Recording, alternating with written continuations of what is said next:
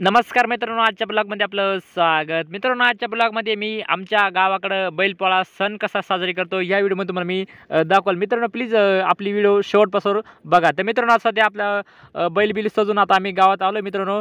तर मित्रांनो बघा, इकडं आता सध्या सरे बैल आता इकडं गावातले सरे बैल इकडं आता गोळा होतील मित्रांनो, म्हणजे सरे जमा होतील मित्रांनो. जमा झाले का मित्रांनो, गावाकडून एक निलाव होईल मित्रांनो.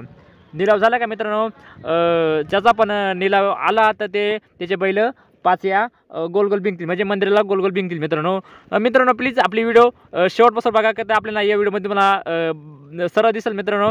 तर नक्की शेवटपासून बघा मित्रांनो.